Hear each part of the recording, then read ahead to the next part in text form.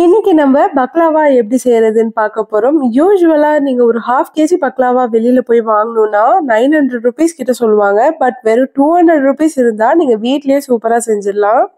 ஈஸியா எப்படி செய்யறதுன்னு சொல்லி வீடியோல சொல்லியிருக்கேன். ஸோ ஸ்கிப் பண்ணாம ஃபுல்லா பாருங்க. இப்போ ஒரு ட்ரையான மிக்சிங் பவுல் எடுத்துட்டு 2 கப் மைதா, 1/4 டீஸ்பூன் உப்பு சேர்த்துட்டு 1 டேபிள் ஸ்பூன் வினிகர் சேர்த்துட்டு கொஞ்சம் கொஞ்சமா தண்ணி சேர்த்து நல்லா பிசைஞ்சுக்கோங்க. நிறைய பேருக்கு ஒரு கொஸ்டின் வரும், மைதா இல்லாம கோதுமை மாவுல ட்ரை பண்ணலாமா அப்படின்னு சொல்லி. கண்டிப்பா அந்த மிஸ்டேக் பண்ணிடாதீங்க. உங்களுக்கு டேஸ்டும் சரி டெக்ஸ்டரும் சரி இந்த மாதிரி வரவே வராது. ஸோ மைதா யூஸ் பண்ற மாதிரி இருந்தா கண்டிப்பா இந்த ரெசிபியை நீங்க ட்ரை பண்ணலாம். ஸோ மாவு இப்போ நல்லா பிசைஞ்சாச்சு. ஃபைனலாக ஒரு டேபிள் ஸ்பூன் அளவுக்கு ஆலிவ் ஆயில் சேர்த்துட்டு நல்லா மிக்ஸ் பண்ணி பிசைஞ்சிக்கோங்க. ஆலிவ் ஆயில் என்கிட்ட இல்லை, அதுக்கு பதில் வேற neutral oil like refined oil ஏதாவது யூஸ் பண்ணலாமா அப்படின்னு கேட்டிங்கன்னா கண்டிப்பாக நீங்கள் யூஸ் பண்ணலாம். பட் எந்த ஃப்ளேவர்ட் ஆயில் நீங்கள் யூஸ் பண்ணக்கூடாது, நியூட்ரல் ஆயில் யூஸ் பண்ணிக்கோங்க. இப்போ இது மூடி போட்டு ஒரு அரை மணி நேரம் அப்படியே விட்டுருங்க. இப்போ ஜார்ல ஒரு 1/4 கப் அளவுக்கு பிஸ்தாவும் 1/4 கப் பாதாமும் சேர்த்துட்டு இதோட 2 ஏலக்காய், ஒரு 3 டேபிள் ஸ்பூன் அளவுக்கு சர்க்கரை சேர்த்துட்டு கோர்ஸா இந்த மாதிரி அரைச்சிக்கோங்க.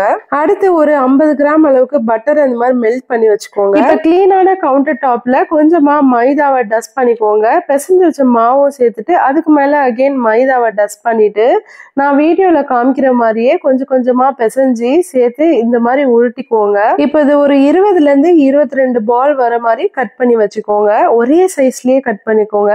இப்ப இதுல இருந்து ஒரு பால் எடுத்துட்டு மிச்சம் மூடி வச்சுக்கோங்க. இப்ப பால் வச்சுட்டு இதுக்கு மேல கார்ன்ஃபிளவரை டஸ்ட் பண்ணிட்டு மீடியம் சைஸுக்கு இந்த மாதிரி தேய்ச்சிக்கோங்க. இது ஒரு பிளேட்ல டிரான்ஸ்ஃபர் பண்ணிட்டு இதுக்கு மேல நிறைய கார்ன்ஃபிளவரை டஸ்ட் பண்ணிட்டு இதே சைஸ்லயே அடுத்த 10 பாலுமே இந்த மாதிரி தேய்ச்சிக்கோங்க. ஒரு பாலும் நீங்க தேய்ச்சி இந்த மாதிரி லேயரா வைக்கும் போது நிறைய கார்ன்ஃபிளவரை நடுவுல டஸ்ட் பண்ணி வச்சுக்கோங்க. அப்பதான் நீங்க இன்னொரு வாட்டி தேய்க்கும் போது ஒட்டாம வரும். நல்லா தின்னா டிரான்ஸ்பரண்டா இருக்கிற மாதிரி தேய்ச்சிக்கோங்க. ஸோ இப்ப இதுல இருந்து ஒன்னு எடுத்து காமிக்கிறேன். எடுக்கும் போது கேர்ஃபுல்லா எடுங்க. நீங்க நிறைய கார்ன்ஃபிளவரை டஸ்ட் பண்ணீங்கன்னா ஈஸியா எடுத்துடலாம். ஸோ இந்த மாதிரி டிரான்ஸ்பரண்டா இருக்கும். இப்போ இதை நீங்க எந்த டின்ல பேக் பண்ண போறீங்களோ அந்த டின் சைஸுக்கு ஈவனா கட் பண்ணி வச்சுக்கோங்க. ரிமைனிங் 11 பால்ஸ் இருக்கும் இல்லையா, அதுவும் இதே மாதிரியே தேய்ச்சி வச்சுக்கோங்க. நான் இன்னைக்கு 7 inch ஸ்கொயர் டின் தான் யூஸ் பண்ண போறேன். ஸோ பட்டர்ல நல்லா கிரீஸ் பண்ணிட்டு ரெடி பண்ணி வச்சிருக்க இந்த ஷீட்டை இதுல பிளேஸ் பண்ணிக்கோங்க. இப்போ ஒரு லேயரும் நீங்க வைக்கும் போது ஆல்ரெடி நம்ம மெல்ட் பண்ணி வச்சிருக்கிற பட்டரை நல்லா அப்ளை பண்ணிட்டு ஒரு லேயரும் பிளேஸ் பண்ணிக்கோங்க. இப்போ 11 ஷீட் இந்த மாதிரி வச்சுட்டு நம்ம ஆல்ரெடி பவுடர் பண்ணி வச்சிருக்கிற இந்த நட்ஸை சேர்த்துக்கோங்க. அகைன் அதுக்கு மேல அடுத்த 11 லேயரும் இந்த மாதிரி பட்டர் அப்ளை பண்ணிட்டு பிளேஸ் பண்ணிக்கோங்க.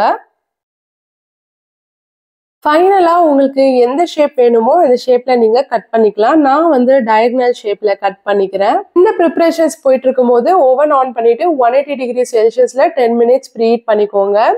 ஃபைனலா இதுக்கு மேல பட்டர் அப்ளை பண்ணிட்டு ஒரு 40 minutes பேக் பண்ண விட்டுருங்க. இப்போ சுகர் சிரப் செய்யறதுக்கு 1 கப் தண்ணி 1 கப் சர்க்கரை சேர்த்துட்டு ஒரு 1/2 டீஸ்பூன் லெமன் ஜூஸ் சேர்த்து ஒரு 5 நிமிஷம் கொதிக்க வச்சீங்கன்னா சுகர் சிரப் ரெடி. இப்போ 40 minutes ஆன அப்புறமா பக்லாவா நல்லா பேக் ஆகி வந்திருக்கு. இதுக்கு மேல ரெடி பண்ணி வச்சிருக்கிற சுகர் சிரப் சேர்த்துட்டு ஒரு 1/2 hour to 1 hour வரைக்கும் சோக் பண்ண விட்டுருங்க. ஃபைனலா இதுக்கு மேல நட்ஸ் கார்னிஷ் பண்ணிட்டு சாப்பிட்டு பாருங்க, சூப்பரா இருக்கும். இந்த வீடியோ உங்களுக்கு யூஸ்ஃபுல்லா இருந்துச்சுன்னா லைக் பண்ணிட்டு அப்படியே சேனலை சப்ஸ்கிரைப் பண்ணிட்டு உங்க ஃப்ரெண்ட்ஸுக்குலாம் ஷேர் பண்ணுங்க.